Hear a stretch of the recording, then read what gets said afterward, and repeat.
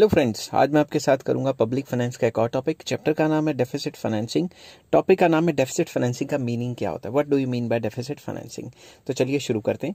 Deficit financing is a measure to meet the deficit of the government's budget.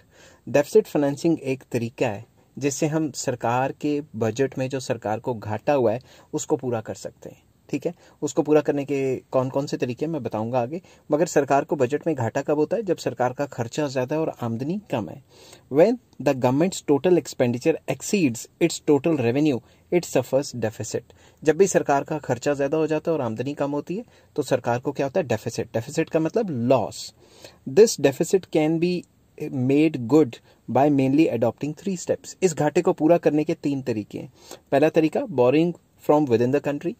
सरकार with in the country कर्जा ले ले और इस जो खर्चा ज्यादा है उसको पूरा कर ले। Borrowing loans from foreign countries और इंस्टीट्यूशंस, बाहर से लोन ले ले आउटसाइड द कंट्री। एंड तीसरा, क्रिएटिंग एडिशनल मनी, नए नोट छाप दे। ये भी एक तरीका है। Deficit financing is interpreted in India and western countries differently. India में इसका मीनिंग थोड़ा सा अलग है, फॉरेन कंट्रीज में इसका थोड़ा सा मतलब अलग है। तो मैं दोनों को डिस्कस करूंगा। Deficit financing in western countries. Western countries में इसका क्या मतलब है? In western countries if the government compensates the deficit budget by taking recourse of any one of the above mentioned steps, it is called deficit financing.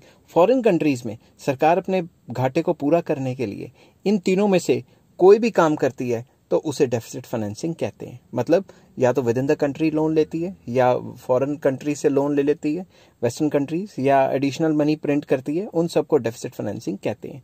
In western countries like USA etcetera, if the government makes up for deficit financing by borrowing money from the people, it is also called deficit financing. अगर वो लोगों से कर्जा ले लेते हैं तो उसको भी deficit financing कहा जाता है। By this arrangement, money collected from the people is utilized for the purpose of war or development of the country. तो वो जो पैसा इकट्ठा किया है उन्होंने, चाहे उसको जंग के टाइम पे खर्चा करें, चाहे डेवलपमेंट के ऊपर खर्चा करें, वो सरकार के ऊपर है। वो सरकार देखेगी कहाँ पे उसने खर्चा करना है। This leads to increase in the output and employment. इसकी वजह से इनकम, एम्प्लॉयमेंट, आउटपुट, ये सारी चीज़ें तो बढ़ेंगी।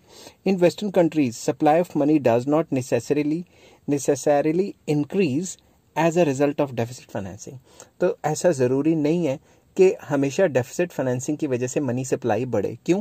क्योंकि फॉरेन कंट्रीज में क्या पता with in the country loan ले लिया हो, लोगों से लोन ले लिया हो, या इंस्टीट्यूशन से लोन ले लिया हो, जिसकी वजह से पैसा उनका उन्हीं की कंट्री में घूम रहा है, तो इससे मनी सप्लाई बढ़ने का खतरा कम है। मगर deficit financing in India, India में क्या मतलब है इसका? In India, deficit financing does not refers to financing the government's budgetary deficit by borrowing money from people. यहाँ पे इसका ये कतई मतलब नहीं है कि लोगों से कर्जा ले लो तो उसे डेफिसिट फाइनेंसिंग कहते हैं।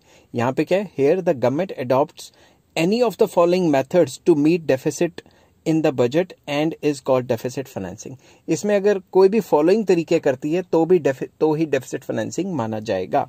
Number 1, taking loans from the central bank by the government to meet its deficit. अपने डेफिसिट को पूरा करने के लिए सेंट्रल बैंक से लोन ले लेना। इंडिया में सेंट्रल बैंक कौन सा है? आरबीआई। तो सेंट्रल बैंक मतलब आरबीआई क्या करेगा? Central bank provides this loan by printing new notes. उसके पास अगर पैसे नहीं है या पैसे हैं भी हैं तो वो सरकार को लोन देने के लिए नए नोट छापेगा। समझ गए बात? दूसरा, meeting the deficit by withdrawing cash balance from the government treasury.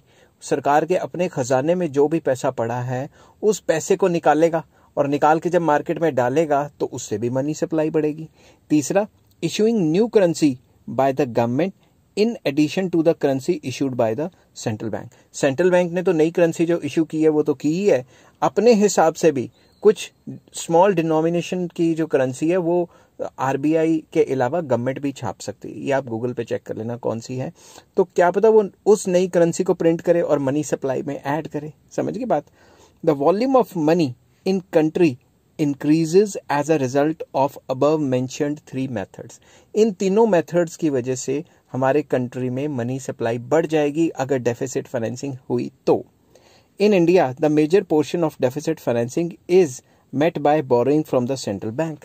India में ज्यादातर डेफिसिट फाइनेंसिंग जब भी सरकार को घाटा होता है तो ज्यादातर सरकार क्या करती है? सेंट्रल बैंक से लोन ले लेती है और सेंट्रल बैंक को नए नोट छापने पड़ते हैं। The government gives its securities to RBI in lieu of this loan. तो तो जब ये लोन लेती है उसके बदले सरकार सेंट्रल बैंक को या आरबीआई को अपनी सिक्योरिटीज दे देती है। RBI deposits government securities in the reserve fund and prints new currency notes and issues them to the government। उन जो सिक्योरिटीज गवर्नमेंट ने जो दी है उनको आरबीआई या सेंट्रल बैंक अपने पास रख लेता है और उनके बिहाफ पे सरकार को नई करेंसी छाप के दे देता है। In this way supply of money increases. अब मैं फिर से डिफरेंशिएट कर देता हूँ। फॉरेन कंट्रीज में क्या होता है, विद इन द कंट्री अगर आप लोन भी लेते हो लोगों से तो उसको भी डेफिसिट फाइनेंसिंग में इंक्लूड किया जाता है, जिससे कि अगर विद इन द कंट्री लोगों से लोन ले लिया और लोगों के ऊपर ही खर्च कर दिया तो मनी सप्लाई तो उतनी की उतनी रही। मगर इंडिया में क्या होता है, नोट छापने का जो वो है मेथड वो सबसे ज्यादा फॉलो किया जाता है। ठीक है, इसी वजह से जब भी नए नोट छपते हैं तो मनी सप्लाई बढ़ जाती है। इसलिए कुछ लोग कहते हैं कि जो डेफिसिट फाइनेंसिंग है उसकी वजह से इन्फ्लेशन होती है। आई होप ये वीडियो आपको समझ आई होगी और पसंद भी आई होगी। अगर पसंद आई हो तो please like share and subscribe. इस चैप्टर के सारे लिंक आपको डिस्क्रिप्शन में मिल जाएंगे। Take care, have a nice day. और नेक्स्ट टॉपिक मैं करूंगा deficit financing versus deficit budget, दोनों में क्या फर्क है। Take care, bye bye.